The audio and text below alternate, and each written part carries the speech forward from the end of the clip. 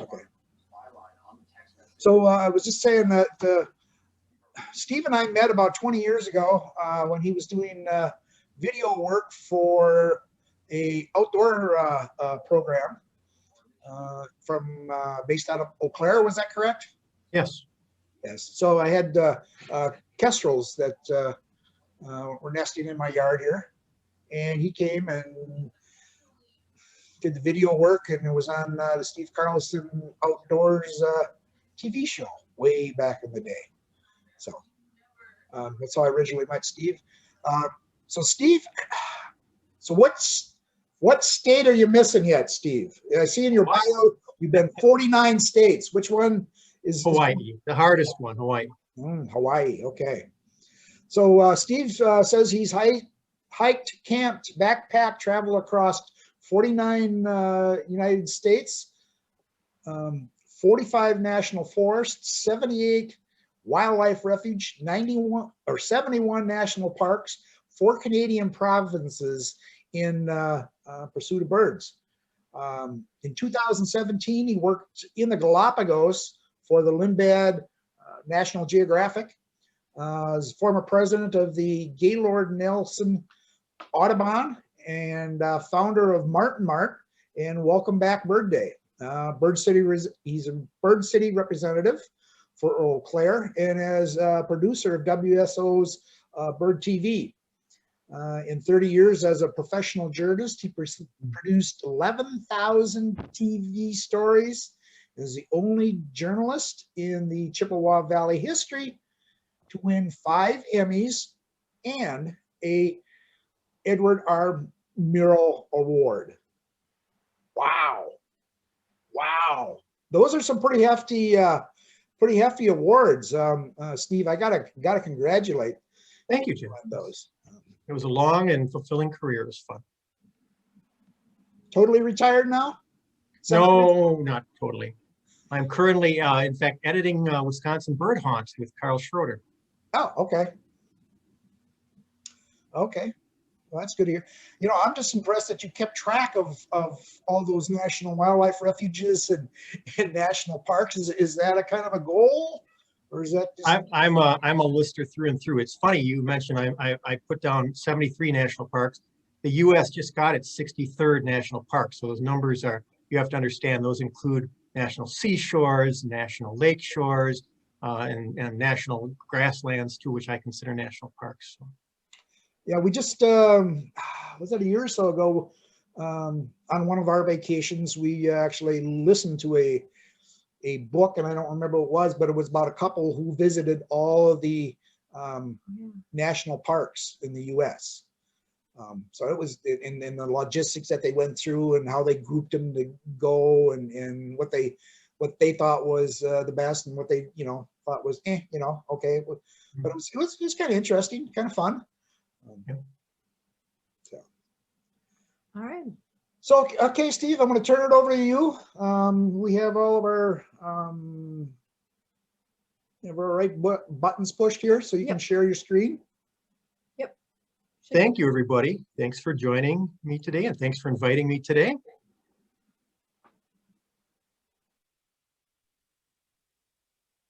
You should know that every program that I do comes with my patented feather-clad guarantee. If you don't find the images alluring, if you don't learn anything new, or if you don't laugh at any of my jokes, your money back guaranteed. So let's start, shall we? I have to explain, when I say 11,000 birds, I don't mean 11,000 birds. I mean 11,000 kinds of birds. Like you, I keep what's called a life list. I'm currently at 1,099 birds identified in the Western Hemisphere. This spectacled eider was number 1,099, photographed in the Arctic Ocean off of the north coast of Alaska in early July 2019. One more to go to 1,100. That's a lot of birds, or maybe not enough birds, depending upon how you look at it, right? We all love birds. We all want an abundance of birds. And here in the pause between what we've got and what we get, let's consider the question: what have we learned from birds? I can certainly tell you what I've learned from nearly 1,100 birds. Too many things to count, though that never stops me from trying. One of the things I've learned is that birds count. This is an Audubon's oriole I photographed along the Rio Grande River in extreme South Texas. They are currently building a wall where this bird feeder was, right there. How many people here have ever seen a living Audubon's oriole? How many people here have X-ray vision and can see through walls? The fact that you have or haven't met this bird doesn't change the fact that this bird counts. Every species counts as important in the scope of biological diversity and function. Same with these Nazca boobies I photographed on Espanola Island in the Galapagos. They have a place on the planet and a reason for being. And when I say all, I mean all birds count. It wasn't always that way for me personally, but my thinking has evolved. This European starling, one of the birds we love to hate, the bird was introduced into the US from its native Europe in 1890. 60 birds into Central Park in New York, right? The US population now numbers 200 million. And the bird is now as native to North America as the American robin. The starling is not only adaptive, but a striking organism. Here it is in breeding plumage. And here it is in the non-breeding plumage that gave it its name. I photographed this in 2018 at my oldest son's wedding in Taos, New Mexico. The thing is, birds will win you over. Once you've been introduced to them, you discover the truth, they are irresistible. I love them all, but okay, I do have favorites. Northern mockingbird because of its character, its song, its singing at night. The crepuscular and declining common nighthawk. The powder soft mountain bluebird. My favorite warbler, the black-throated blue. I bet that's true of a lot of folks. Song of the hermit thrush is one of the most beautiful sounds I know of. Another top 10 songster on my list, the purple martin. My dad raised purple martins in our yard, so I grew up with them. I saw my first scissor-tailed flycatcher while riding in a bus through Oklahoma.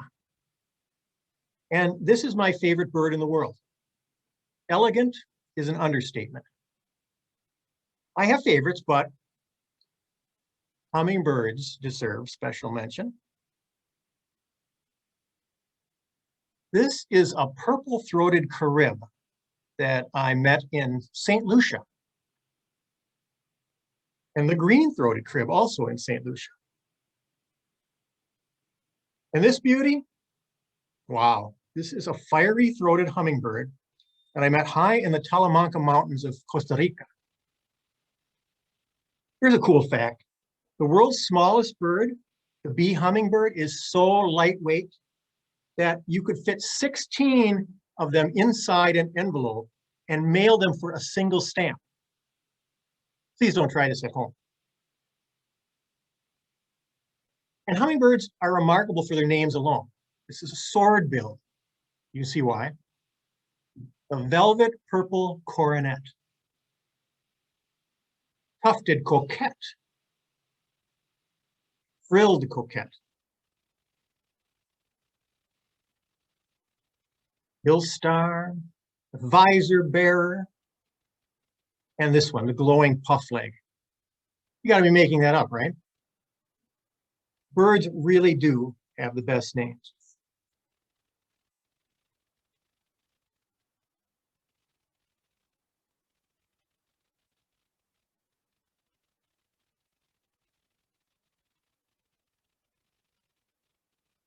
Sandy Galito. Wait a minute. Doesn't he play second base for the Chicago Cubs? And yes, there is a lesser necklace laughing thrush. There it is. And this bird is the satanic-eared nightjar. Other name for it is the diabolical nightjar. You know its laugh, of course. Its call is a brouhaha. And this is the invisible rail. You see it there, right? Oh, there it is.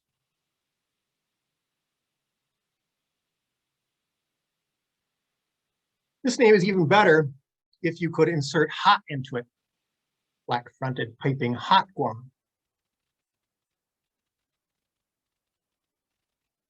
And this little bird is an African bird called a cisticola. And there are all kinds of cisticolas in the world. This is a zitting cisticola. It's a cisticola that zits. Of course, there are croaking, rattling, churring, wailing, winding, chirping, singing, piping, whistling, trilling, siffling, and wing snapping cisticolas, to name a few. Many of them named after the sound they make, obviously. One thing's for sure, on the day that the barefaced go-away bird was named, nothing was going right. There are, of course, blue-footed boobies, which I was fortunate enough to photograph at Punta Pit on San Cristobal Island in the Galapagos. I want you to look at this picture. You notice anything different between the two birds?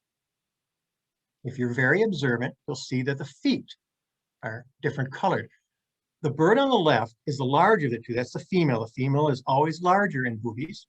And the male has just returned to the nest site. He has paler feet because he's been in cold water.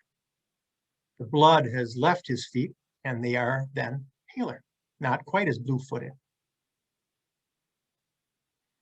Another thing I've learned, birds are delicious. This is a solstice tradition at my house, realistic bird cookies. This is obviously a northern flicker. Blue-winged warbler, duh. And the recently renamed, Clark's nutcracker. I was going to call it a Canada Jay, my mistake. Birds truly are nature's eye candy, dazzling to behold. So are bugs, of course. Stunning. And wildflowers, like the sky blue lupin I photographed in Alaska. And these Virginia bluebells in my own yard. Nights filled with stars are dazzling. And waterfalls. And rainbows from my campsite in the Monongahela Forest, National Forest last fall.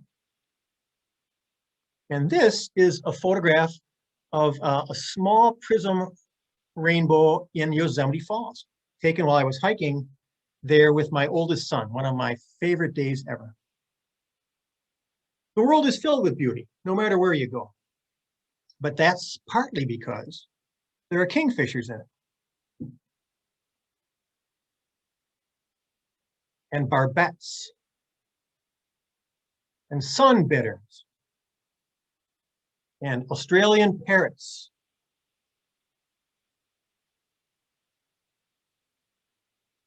And fruit doves.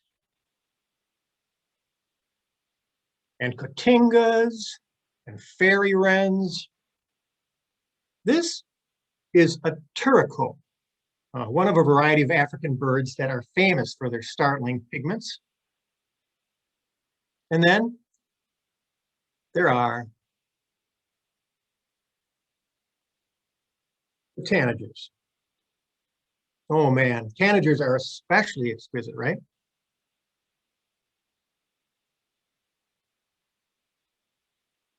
The bay-headed.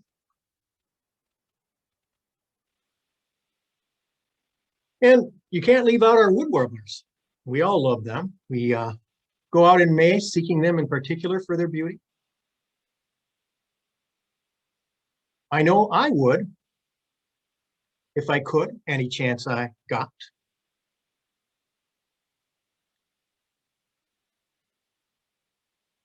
And that's another important lesson learned. I enjoy birds anytime and anywhere. There are allegedly 4 seasons, but only one for birding. It lasts all year. This is September in California. This is April in Kansas at Quivira National Wildlife Refuge. This is May in New Mexico. This is July in the Galapagos. December in South Texas.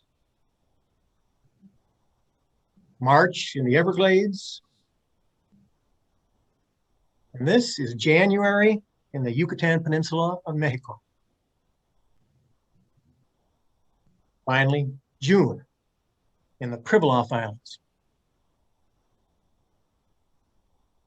Since we're on the subject of time, I've learned many things about time. It's short, it's precious, and it only takes 3 seconds to ID a bird while driving. Cars are useful for birding. They serve as natural blinds. But the car doesn't have to be stopped. Are there any driving instructors in the audience? Good, that's a relief. I keep a list of birds ID'd at highway speed. It's currently at 254 species. Doubt my methods? Try it sometime. In fact, let's try it right now. I'm going to flash an image at you for just 2 seconds. Let's see what your brain can collect in that short a time. Ready? Here we go. 1 and 2 and. What did you see? Did you see the Spider-Man in the window? Did you notice that the child in the hospital bed was taking a picture? Let's do another. 1 and 2 and. Hard to miss the whale behind the surfer, right? Here we go again. 1 and 2 and. Yeah, dinosaur on a soccer field. What? 1 and 2 and. That's right, an above water swimming pool. Ready? 1 and 2 and. Whew, that was a close call. And this 1 and 2 and, that's what I call golfaroo. Now, let's try it with birds. Again, I said 3 seconds can give you a look at a bird, and I've tried this, believe me, I've experimented with this. Your eyes focus from very close up to distant in a fraction of an instant. And so I would never advise anybody take their eyes off the wheel for very long, but 3 seconds works to see a bird. Let's try it. Again, we'll do 2-second bursts. You give it a try. 1 and 2 and. Everybody, common grackle, right? Not a hard one. Here we go again. 1 and 2 and. That beautiful bird, golden with blue wings, Prothonotary warbler. 1 and 2 and. Northern harrier. I've actually had my wife call me on the phone and tell me she spotted these birds while driving to work. 1 and 2 and. You saw the bright headlight on that cliff swallow and those rufous tones. How about this one? 1 and 2 and. It's a cuckoo. Did you see the rufous flash in the wings? That tells you it is, of course, a yellow-billed cuckoo. 1 and 2 and. Small-billed woodpecker, Picoides. And did you notice the black dots on the edge of the tail feathers? One more look for that. That, of course, is a downy woodpecker. Ready? 1 and 2 and. Palm warbler flying by. And this one, 1 and 2 and. Gull with a black bill, very thick. That would be a gull-billed tern. And one last one. That, of course, orchard oriole. Every one of these birds I have personally identified from a car at 45 miles an hour or faster. And look, no scratches.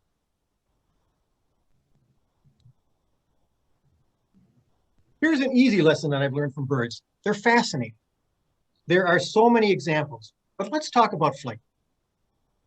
We know birds are the only organisms with feathers, but there's so much more to flight. There are the hollow bones, the fused metacarpals, the organs that shrink after breeding, the absence of teeth or solid waste.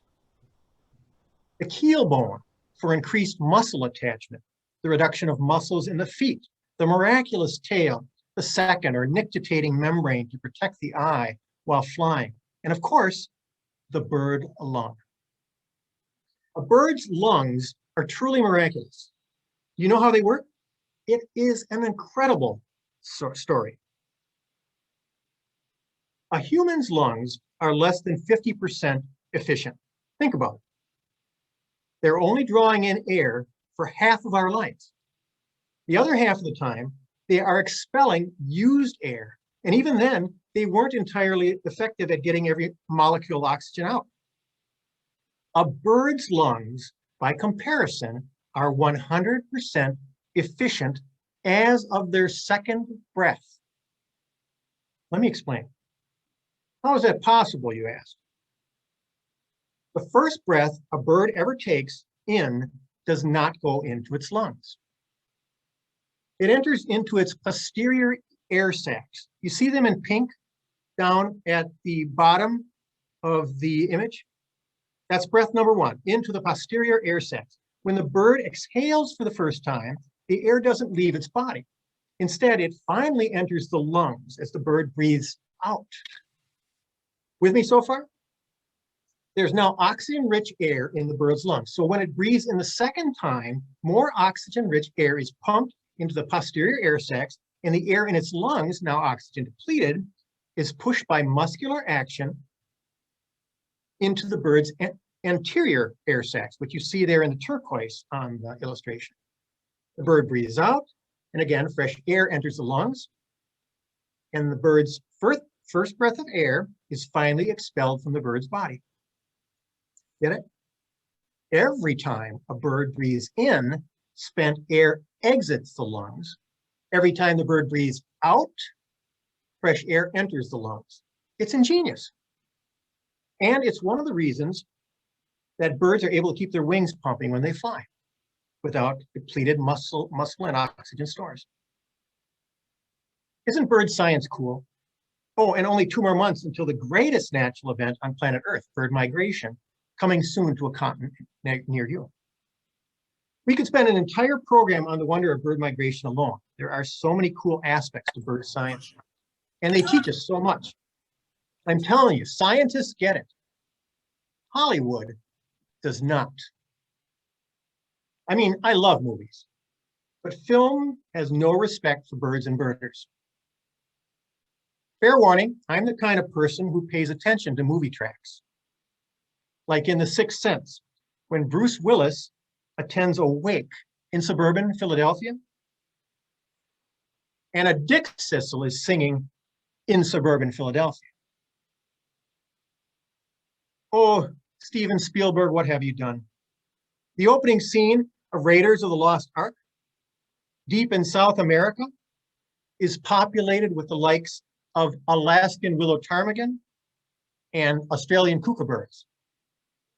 Out of Africa is set in Africa. That makes sense, right? So, of course, it's an African movie loaded with South American bird sounds. Ken Burns is a gifted documentarian. You know where I'm going. Who cuts corners with bird details, like dubbing eastern bluebirds and northern flickers into Southeast Asia. And there's Mary Poppins, a movie otherwise known for its devout allegiance to realism. In one famous scene, Mary Poppins sings a duet with a robin, an American robin. In Great Britain, blimey, when the bird lands in its nest, its partner is another male robin. Truly a film ahead of its time. This is, of course, the European robin. The Birdman of Alcatraz stars Burt Lancaster. If you're into movies, this was a classic. The real Birdman had his birds in Leavenworth. Not Alcatraz. The bird Lancaster's holding is a house finch, but the filmmakers dub in the chirps of a house sparrow. Dances with Wolves won Best Picture, 1990. Could it do for birds what it did for Native Americans?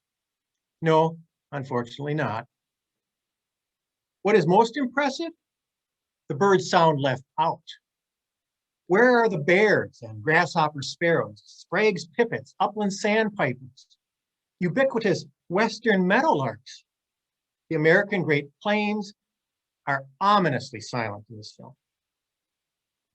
The scary movie Deliverance takes place in Georgia.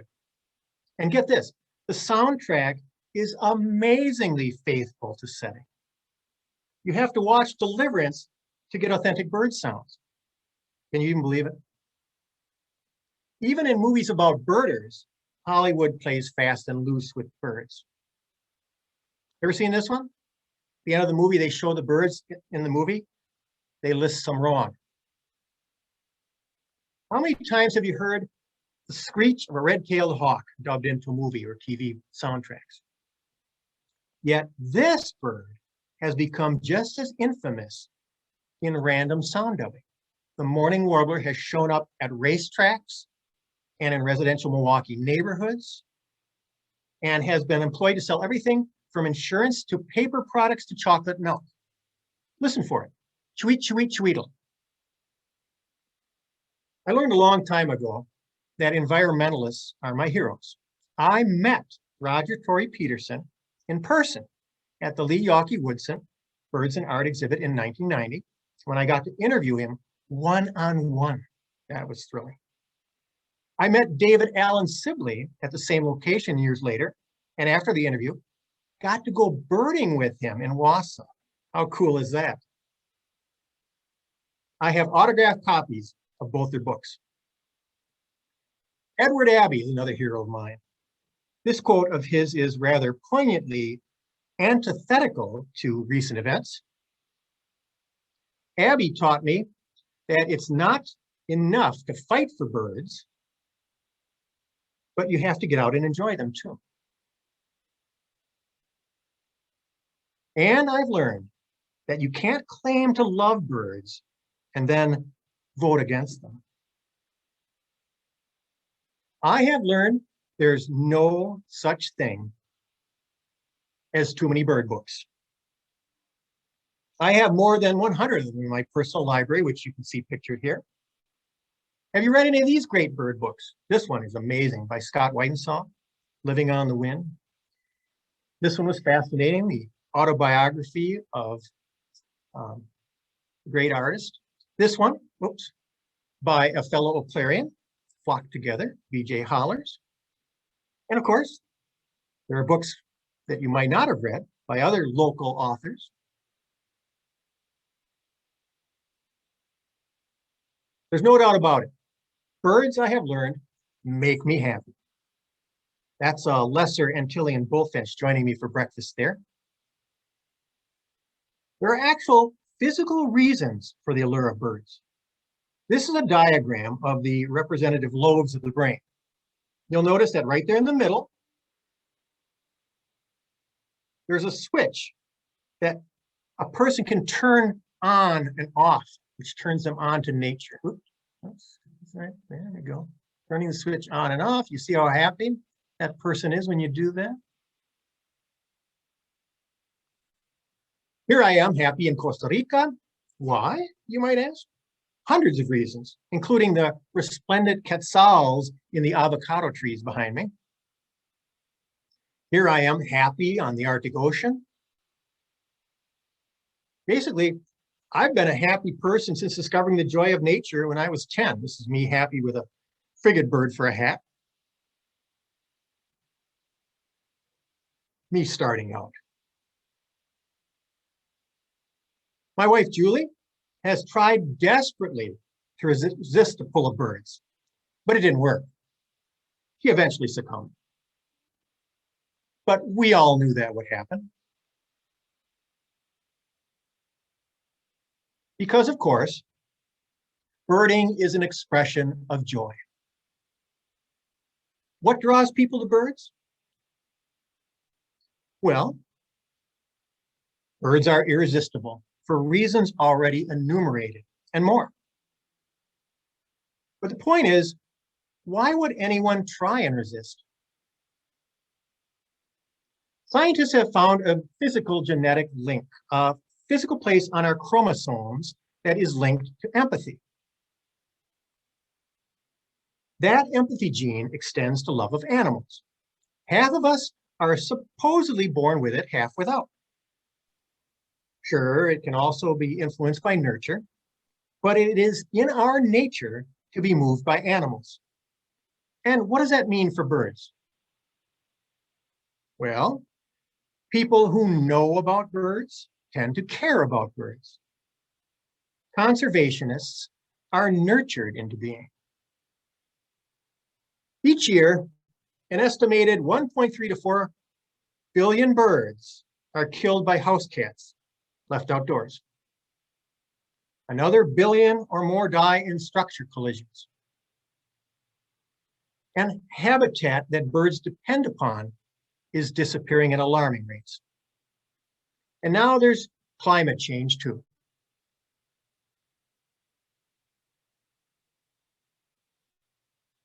So I've learned that birds need us as much as we need birds. Share the love, my friends, and wear your love proudly. You see, empathy is the canary in the coal mine. If it lives, we live, or at least our souls do, because we are not alone on planet Earth. There are more than 1,100 species on planet Earth. No one born has ever met all of them. Some have come close. 9,000 plus of the 10,000 so far designated species of birds. People have seen that many. How many we end up meeting depends upon allotted time and circumstance. I have plans, big ambitious plans for the time and energy remaining me. People say, don't overdo it. That's great advice.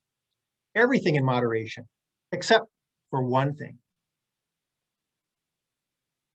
When it comes to conservation, there's no such thing as too much of a good thing. You've heard that expression, love it to death? Well, come on, America. Give it your best shot. Are we talking about loving something to death versus exploiting it to death, or developing it to death, or ignoring something to death, or extincting it to death? Whether I learned it or not, I don't know. But of this, I'm sure. It's apathy that doesn't give a damn, hate that damns us, and love that heals. Functional love is and must be a two-way street. A person gives of themselves in love and gets love in return. When someone gives and gets nothing in return, we call that unrequited love. And we feel sorry for the person who loves desperately without receiving in kind. Go ahead. Love all you like. The birds can take it. I love birds so much, sometimes it hurts. I want everybody else to love birds too. But here's something to be learned from that. Environmentalism is selflessness. Perhaps it's true that there is no such thing as altruism, that everything we do is for self-gain. But ask any bird, and if they could talk, they'd tell you that that's utter nonsense. They'll simply point to a birder.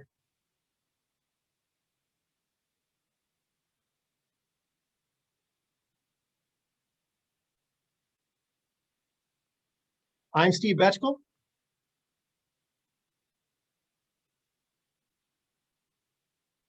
And I'm in love with birds. What questions do you have for me?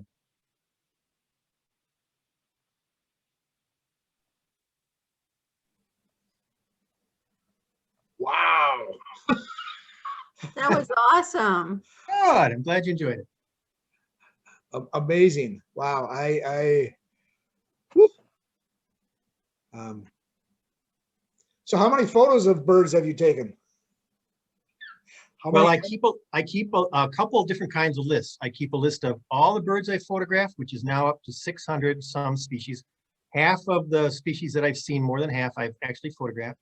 And then I keep a track of which are still and which are video, so there's different numbers. But I'm trying to stick with that number to photograph at least half the birds I've ever seen, which is pretty ambitious. So Steve, we have a question. Yeah. How do you travel during the pandemic? Amy Sheldon asks. Very carefully, Amy. I have been, last year I had 3 birding trips canceled. One because it was on a plane and no one was flying on a plane at that time. This was in June. One because all my campsites were canceled. That was in a national park. That was in Big Bend. And I was supposed to go to Africa, but no one on that group felt it was safe to sit in a safari jeep with 7 other people in Kenya. And so those were all canceled. I ended up birding by myself in a car whenever I went out, or when I was outside standing 6 feet away, just like everybody else did. So it's tough. We're adapting, right? Maybe this year, maybe this summer, by this summer or fall, maybe it'll be better, I hope, huh? Right? So where's next on next destination? I'm trying those same trips again. I've got reservations. My wife bought a tab camper, and last year during the pandemic, and I found this really interesting. People were camping like crazy, more than ever. Usually when I go camping in September after Labor Day, I can pick a campsite anywhere I want. I'm the only one in the campground. It was packed. I went and drove to West Virginia last October. I couldn't get campsites. It was so full. Everywhere I went, they were full. And because I hadn't reserved them, I couldn't camp. So I ended up in a national forest where I didn't need a reservation. I just backpacked into the mountains. But this year we have another 27 spots reserved already in Wisconsin, and I'm going to try Big Bend again. And I'm going to go down there and have my campsites reserved. Since I have a senior parks pass, it cost me $7 a night to camp in the national park, which is quite a deal, right? Right. And we have Africa back on the schedule, and we're hoping that by November that will be okay, maybe. Awesome. We're all lucky. Hugh says, thanks from California. I did the Marshmelodies tour in May of 2006, and he has cousins that live in Milwaukee. So welcome, Hugh, from California. Wow. Amy Sheldon has another question. She wants to know what camera equipment you're using. I'm a Nikon person. I had a Canon that was gifted to me, but both my wide angle and my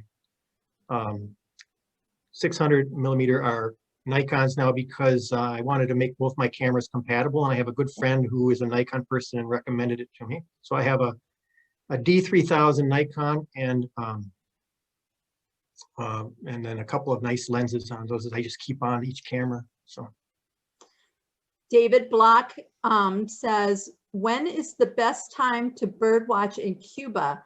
He noticed that you have seen a bee hummingbird. I actually haven't. That one wasn't my photograph. Not all these photographs are, but my advice is to not go when it's the hottest part of the season, to go in the off season. I love to go to warm places in January just because I get out of Wisconsin. I'm sorry, I'm not that hardy.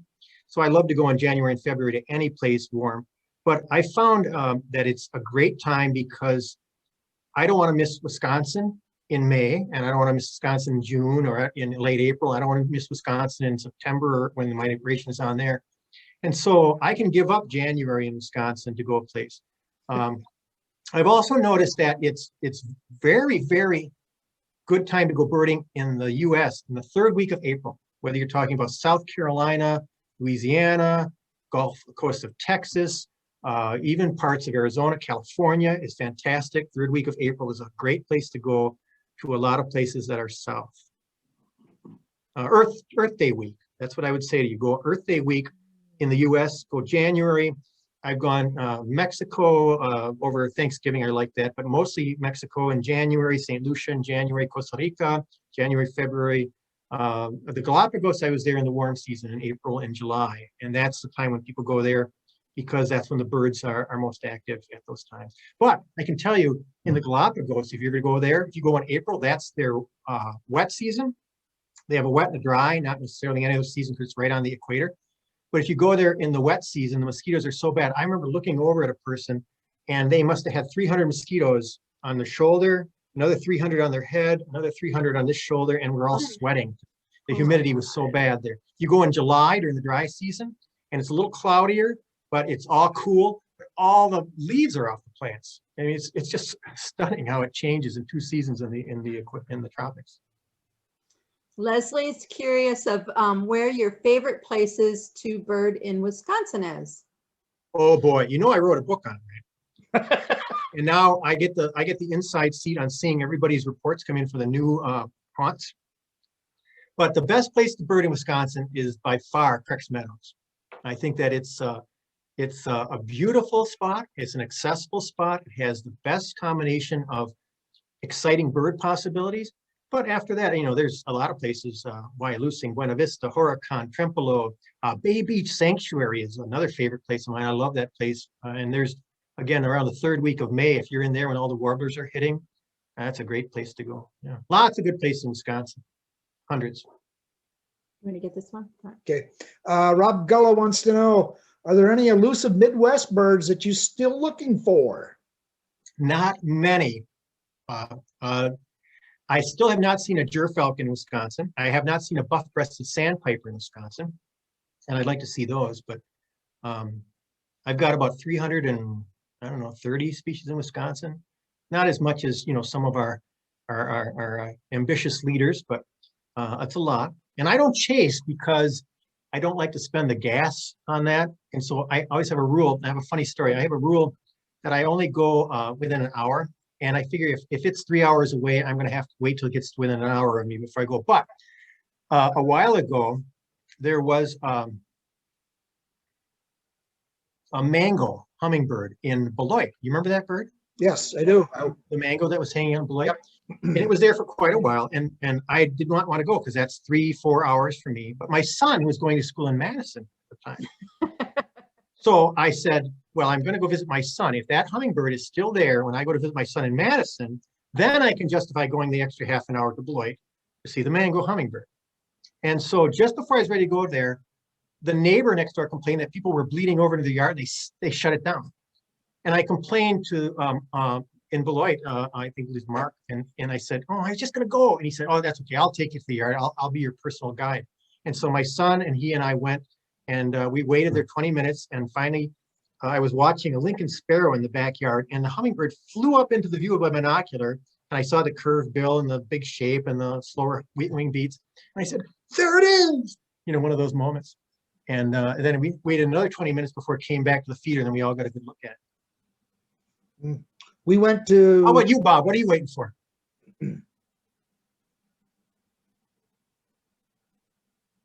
Bob, you got to unmute yourself.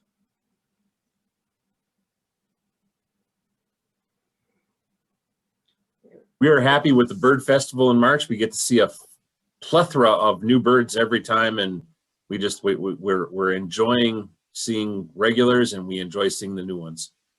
I think we want to see a rough. We want to see a rough again. Oh yeah. Yeah. I saw one of those in Dane County, in the Arlington Prairie. It was a couple of years ago, but there was one on the bird festival.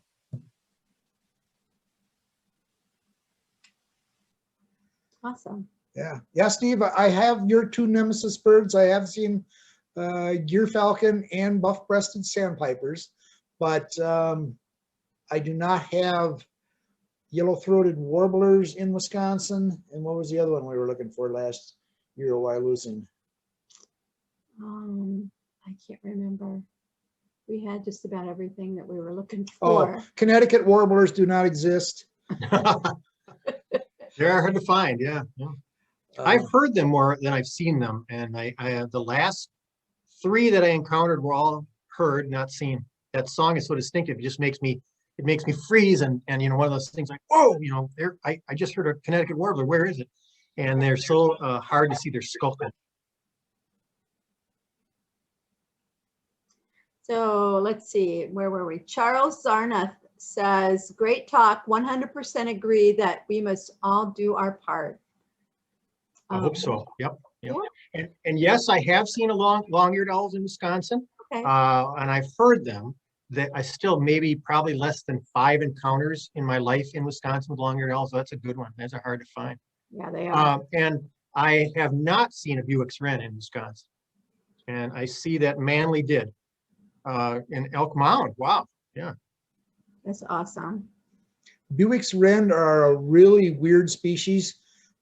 They were here early half of the 20th century and just kind of disappeared. And now you can't find them this side of the Great Plains. It's really, really interesting. Yeah, birds come and go, don't they? It changes. You know, Carolina parakeets used to be in Wisconsin. Do you know that? Yes. Isn't that There amazing? was, I think there's a specimen or two or documentation in Jefferson County. Near, That's still a mind-boggling one to me. Yeah. yeah. And I see a question here. I'm going to answer it. Do I bird more by sight or sound? It depends on where I am.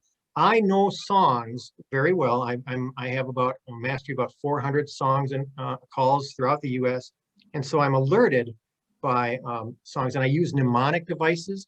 Like the mnemonic for painted bunting, for example, is "Do you perceive the need for sweet destiny?" You got to say it really fast. You know, "Do you perceive the need for sweet destiny? Do you perceive the need for sweet destiny?" And so I was in Louisiana birding one time, and I could hear all the usual suspects. You know, the Carolina wren, tufted titmouse. There's a northern mockingbird. You know, and there's a bobwhite. And then I heard this, you know, song coming from my left, and I thought, "Oh, I know that, I know that." And then the mnemonic came into my head, and I went, "That's a painted bunting." And I walked about 50 yards, and then pished, and this bird popped right up in front of me in the bush. The best look I ever got at painted bunting. So using song as a bird scientist, I mean, you have to. I've had jobs where I had to listen for the birds, and you know, breeding bird surveys. You stand next to a car and you hear a lot more than you see anyways. And so it's good to use your ears, and it's important to use your ears, but boy, it's sure fun to see them, right?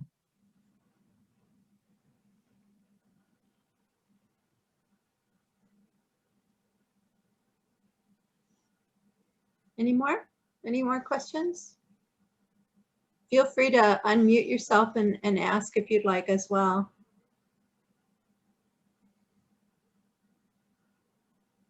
We're thinking about going to the Carolinas. Would Earth Day be a good time for that as well? Yes. And the reason for that is in the South, birds are, of course, on the move earlier in Wisconsin. So third week of April, a lot of the birds are already back. And I can tell you from experience, I did the third week of April in South Carolina. It was fantastic. And this is interesting too. I birded Florida a lot. I know Florida like the back of my hand, especially South Florida. And South Carolina is better, except for a few of those specialty things. I mean, you can't get a spot-crested oriole or, you know, a red-whiskered bulbul, things like that in there. But for the other birds that are southern birds, South Carolina is better because you don't have that awful traffic that Florida has and those traffic jams.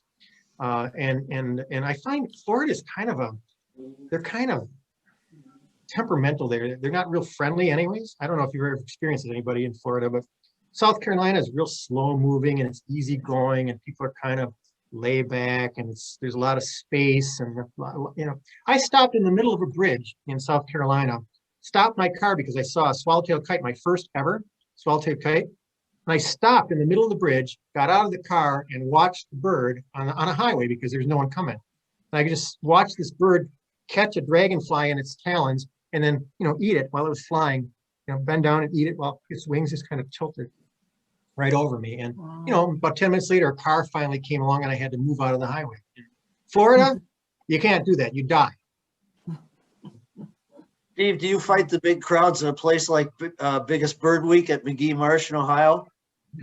I have not. I have been in crowded places, Hawk Ridge, Cape May, places like that where there have been a lot of birds. I've been to Point Pile, I guess you might say it if I'm saying it correctly. And unfortunately, that was a dead day. But yeah, I'm not adverse to being in a crowd, but I like space. And so I prefer, you know, enjoying nature with the company of nature, not with hundreds of other people. But, you know, sometimes birding is a social event. That's why we do it too, because it's fun. I mean, you ever been to Jagerfest? You stand on a beach and there are 30 scopes, right? And everybody's pointing out the birds. I mean, it's so great because, you know, there's a parasitic Jaeger. Oh, we got a Harrison sparrow back here. And oh, somebody's on the radio. Yeah, we've got a cerulean, or not cerulean, but Cape May warbler here in the pines, you know. And so you're constantly being fed birds by all the people, all the eyes out there. So, and that's what it's fun that way too. Yes, the always more eyes, the better. Kind of like a spider. Yeah, I see a question here. How do you conduct your tours? And so small groups is always great, but it never happens that way, right? And I tell people, we go on these Tiffany train rides. Anybody here ever been on a Tiffany train ride? Have you? Anybody? No? Have you? Janet, I see you raising your hand. Fantastic. If you've never been on the Tiffany train ride, you've got to experience it. It's 5 miles on an open toy train car where you sit on these little cars and you go 5 miles into this bottomland hardwood forest along the Chippewa River, and then you come back 5 miles. You can bring a lunch if you want. We take tours. And I always tell people that, you know, you get 3 people in the woods and the birds are already on high alert. The birds are, and people just don't mix. And so if you bring a crowd of 20 people in the woods, you know, you're not going to have a private moment of the birds. The birds are all on alert. They're all kind of nervous. And so ideally, you're always going to have it best when you're birding a small group by yourself, but you can't do that with tours. You know, you got to talk.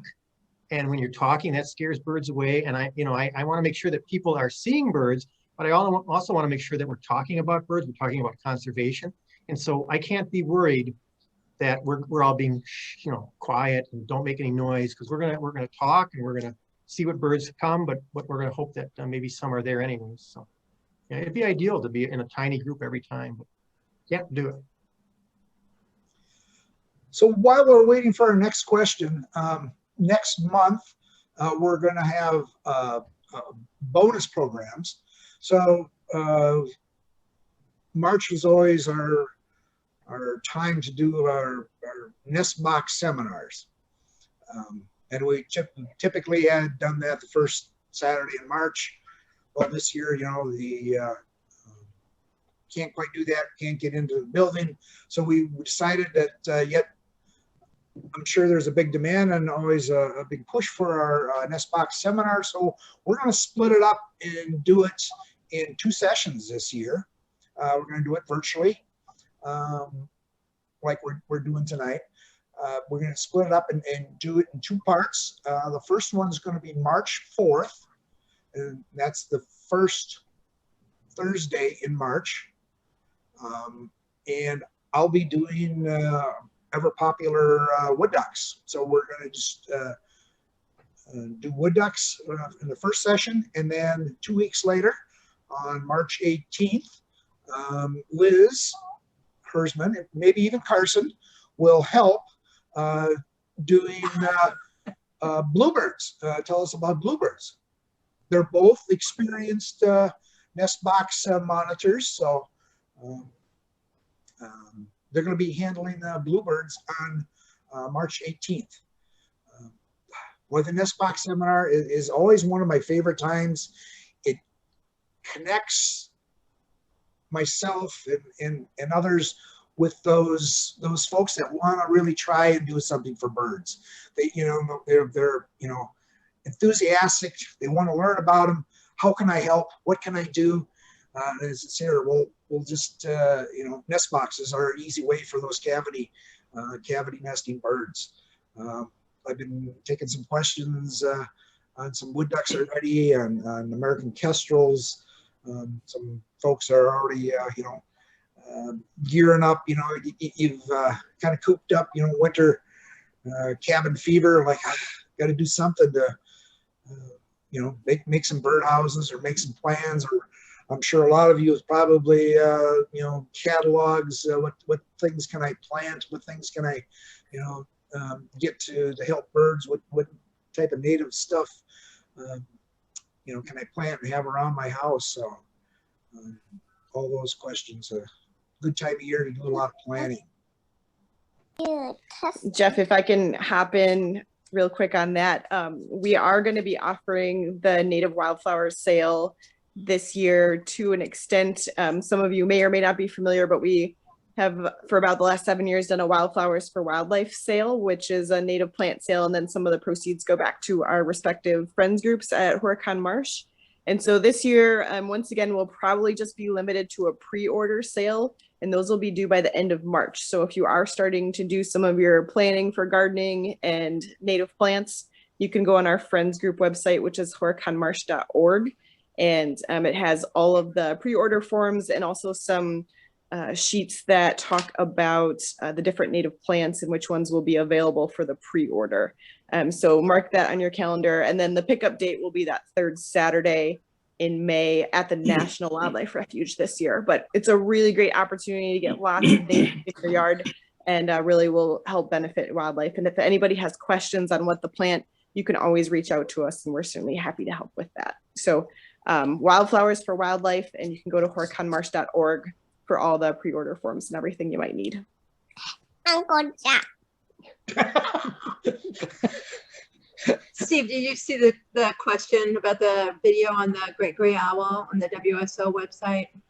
Yeah, do you want to know what kind of boreal species are found? We're in that forest, or that was very extreme northeastern Wisconsin. And so that was in the Schwamigan-Nicolay, which is a great spot for a lot of the northern warblers like black-throated blue. That was a great species area. It wasn't far enough up to get gray jay or boreal chickadee, but in those same woods, we were there another time. We went to a northern goshawk nesting site, and they all thought it was funny. The guys that took me in there, they put a helmet on me because I had the camera, and they walked me in with the helmet on towards the nest, and the bird came right down and clunked me with its talons on the helmet while I was trying to tape it. So we got an intimate view of that. But that's the classic forest where you get things like yellow-bellied sapsucker and a lot of warblers, brown creeper, great gray owl, of course. Saw-whet owls are in that woods too, but a lot of northern species. Blue-headed vireo, kind of coming into that range. So,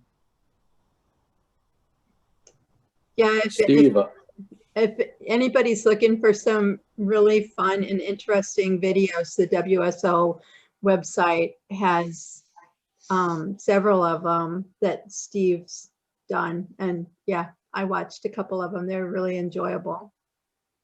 we're trying to get the Galapagos videos in there, and there are a few more that I have that we're trying to load in. So. Cool. Steve, I have your book on the 50 bird places in Wisconsin. Love it. And I just wanted to say kind of a hello. We both started in Racine at the Hoy Nature Club I saw. Is that right? Louise Erickson, I think I'm just 2-3 years older than you perhaps, but Louise Erickson was a big mentor for me. And I know you mentored her as well. And she was just a champion.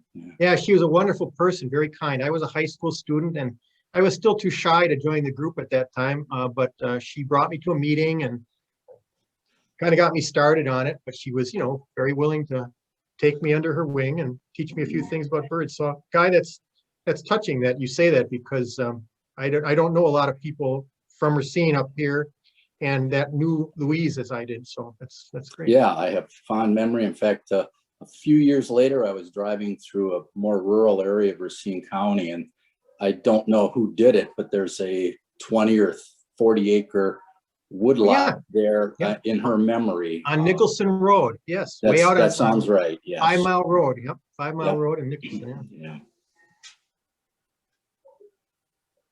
So maybe we crossed paths even then. I don't know, I was early 70s. I was just a little older than you. What school did you go to? Horlick. Oh, I did too. Okay. Yeah. I was class of 71. I was 75. Yeah. Okay. Yeah. Anyway, good memories. Yeah. Horlick Rebels. They still have that name? Gosh, I think so. I don't know though. It can't last long. No, it's not an appropriate name anymore. Steve, how much birding did you ever do with Charlie Kemper? Charlie's a good friend. Charlie, I've done stories with him on bird banding quite a bit. Charlie just turned 100. You know that?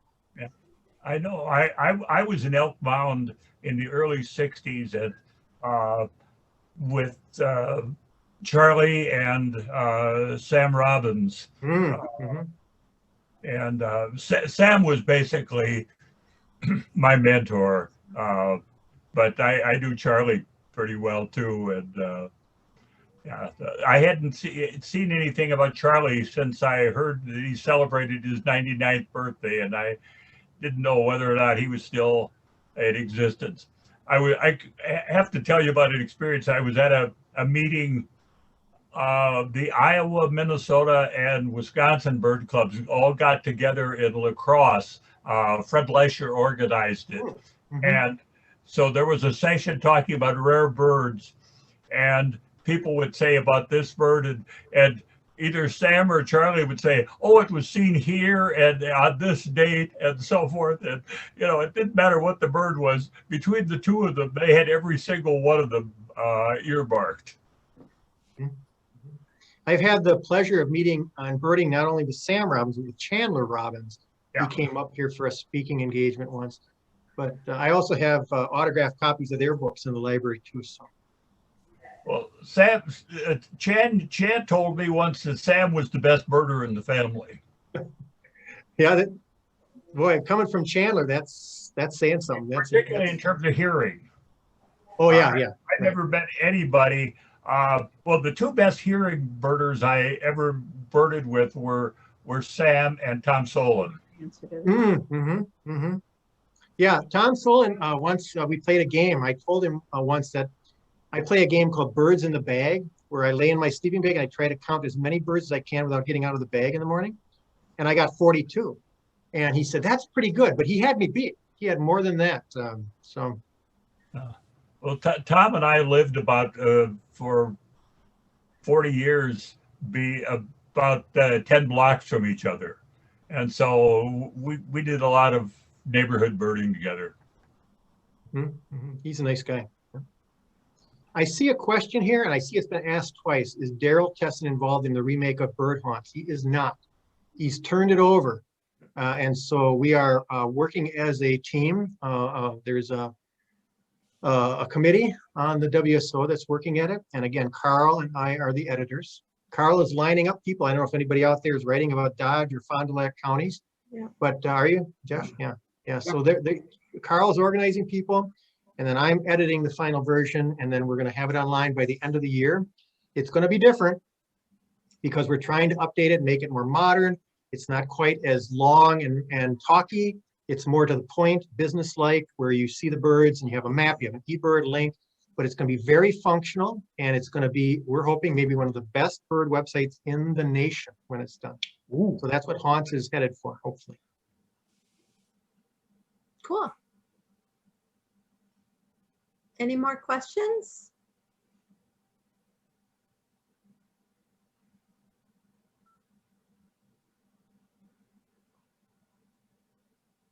All right. Well, Steve, thank you so much. My pleasure. Thank you, everybody. Good talking birds with you. Excellent presentation, just amazing photography, great story. And I have not no one's requested a refund yet. So yeah. Somebody laughed out there at one of my jokes. I know they did.